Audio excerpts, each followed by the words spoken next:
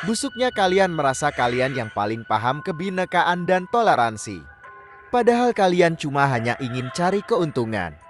Ketika kelompok lain memperingatkan busuknya Cina, kalian tuduhkan sebagai kelompok anti-toleransi dan tidak memiliki rasa kebinekaan. Sedangkan kelompok kalian menyudutkan Yaman dan Arab seolah kalian yang paling merasa negeri ini milik bapak moyang kalian. Jadi kalian berhak bacot dan menghakimin siapa yang menghambat kalian. Wahai keturunan komunis laknat, gue paham betul bagaimana kebusukan yang kalian lakuin. Jika investasi baik buat negeri ini, lalu kenapa leluhur kalian memerangin COC sedangkan dalihnya perdagangan? Bukannya motifnya sama saja?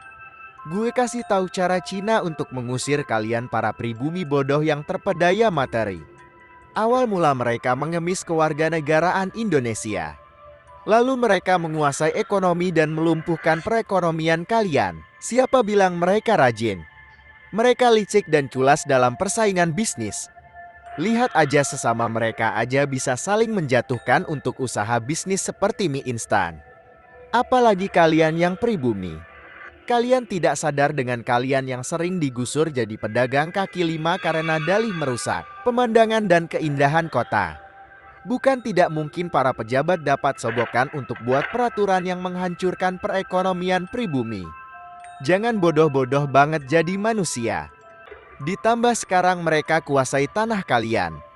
Secara perlahan dan pasti, hidup kalian dikuasai mereka dan menjadikan kalian budak atau kalian terusir dari tanah kelahiran sendiri. Kenapa semenjak Ahok gagal jadi gubernur yang direncanakan untuk jadi presiden gaduh hingga saat ini?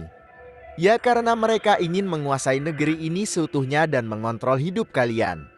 Ancaman bangsa dari Cina dialihkan kebencian terhadap Yaman dan Arab. Dan busuknya lagi menyudutkan umat Islam. Ya karena umat Islam mengganggu kepentingan mereka untuk berbisnis daging babi.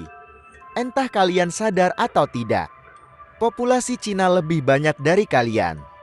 Karena kalian terlalu bodoh, mau dibenturkan dan saling bunuh. Sedangkan mereka mencari peluang untuk kuasai Indonesia. Gue ingatkan, surga yang mereka janjikan adalah neraka buat kalian. Keindahan dan bangunan gedung tidak kalian nikmati tapi kalian cuma bisa memandang.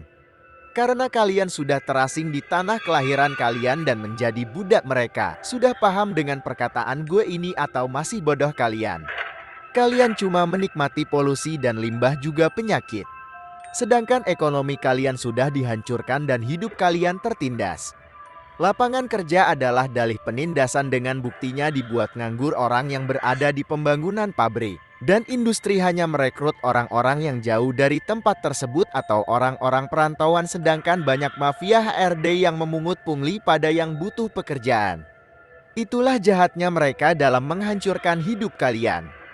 Mereka kuat dan berjaya karena pribumi yang bodoh dimanfaatin mereka. Kebaikan mereka hanyalah tipu daya untuk menguasai hidup kalian dan tanah kelahiran kalian seperti kasus Melayu di Singapura. Mereka sudah terstruktur dengan menguasai perbankan untuk memodalin usaha-usaha Cina yang lainnya dan membuat usaha-usaha yang bisa mengontrol kebutuhan hidup kalian termaksud stasiun televisi dan minimarket atau supermarket dan mall.